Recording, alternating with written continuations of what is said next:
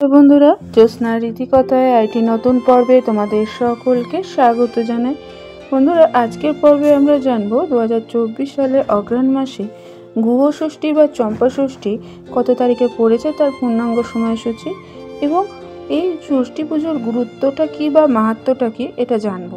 এবং এর পাশাপাশি আইটি জানবো যে এই ষষ্ঠী পুজোর দিন আমাদের কী কী করা উচিত এবং কী কী করা উচিত না। যদি আজকের পর্বটি ভালো লাগে তাহলে অবশ্যই লাইক করে দিও, শেয়ার করে দিও, পাশে রাখা বেল আইকনটিকে প্রেস করে রেখো যাতে পরবর্তী ভিডিও নোটিফিকেশন সবার আগে তোমাদের কাছে পৌঁছে যায়। হিন্দু ক্যালেন্ডার অনুসারে চম্পা ষষ্ঠী প্রতি বছর মাঘশীর্ষ মাসে শুক্লপক্ষের ষষ্ঠী তিথিতে পালিত হয়। এই উৎসবটি ভগবান শিবের অবতার খাণ্ডবাকে উৎসর্গ করা হয়। ভগবান খাণ্ডবাকে কৃষক, রাখাল এবং শিকারীদের প্রধান দেবতা হিসেবে বিবেচনা করা হয়। শাস্ত্রে বলা আছে যে চম্পা ষষ্ঠীর দিন ভগবান শিবের আরাধনা করলে অজ্ঞতার কারণে করা পাপ থেকে মুক্তি পাওয়া যায় আর সম্পদ সমৃদ্ধি অর্জনে মোক্ষের দিকে নিয়ে যায়, আর পূর্বজন্মে মানুষে করা পাপও ধুয়ে যায় এবং জীবনে সুখ ফিরে আসে। তাহলে এখন আমরা জানবো 2024 সালে অগ্রহায়ণ মাসে চম্পা ষষ্ঠী বা স্কন্দ ষষ্ঠী বা গুহ ষষ্ঠী কত তারিখে পড়েছে, তার পূর্ণাঙ্গ সময়সূচি। বন্ধুরা, মাঘশীর্ষ মাসের শুক্লপক্ষের ষষ্ঠী তিথিতে চম্পা ষষ্ঠী বা গুহ ষষ্ঠী পালিত হয়। ষষ্ঠী তিথির সূচনা 6 ডিসেম্বর 2024 দুপুর 12টা 7 মিনিটে হবে এবং সমাপ্তি ঘটবে 7 ডিসেম্বর 2024 সকাল 11টা 5 মিনিটে। চম্পা ষষ্ঠী পালিত হবে আগামী 7 ডিসেম্বর শনিবার। এরপরে আমরা জানবো যে এই ষষ্ঠী আমরা কিভাবে পালন করব।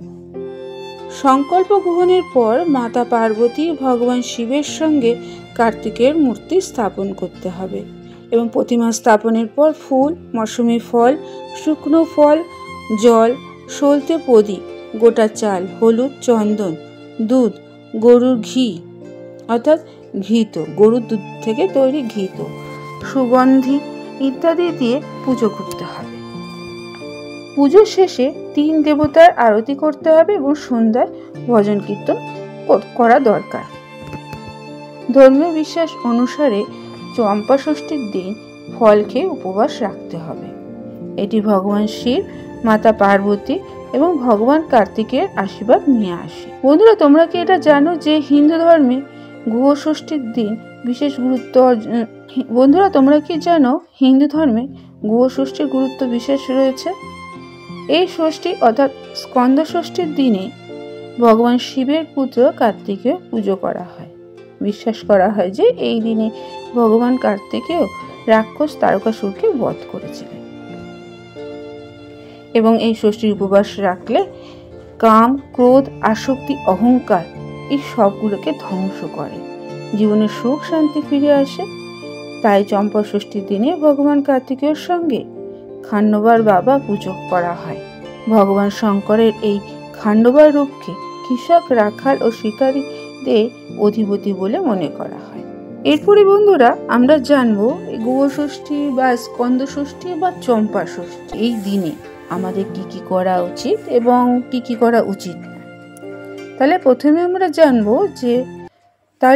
আমরা জানি চম্পা ষষ্ঠীর দিনে ব্রাহ্মণ বা দরিদ্র ব্যক্তিকে খাদ্য হিসাবে প্রদানের পাশাপাশি কম্বল বা গরম কাপড় দান করা বিশেষ পুণ্য বয়ে নিয়ে আসে। তাই এই দিনে দান করতে পারো। চম্পা ষষ্ঠীর দিন সম্ভব হলে তেল খাওয়া উচিত নয়, যতটা পাবে তেল ছাড়া খেতে। এই দিনে শিব মন্দিরে গিয়ে কার্তিকেয়কে নীল বস্ত্র নিবেদন করবে। যারা এটা করে তাদের সম্মান বৃদ্ধি পায়। তাহলে এই ষষ্ঠীর দিনে এই ছোট ছোট কাজগুলো অবশ্যই করবে। আজকের পর্বটি এখানে আমি শেষ করলাম। এতক্ষণ আমার চ্যানেলটির পাশে থাকার জন্য এবং ভিডিওটি দেখার জন্য তোমাদেরকে অসংখ্য ধন্যবাদ।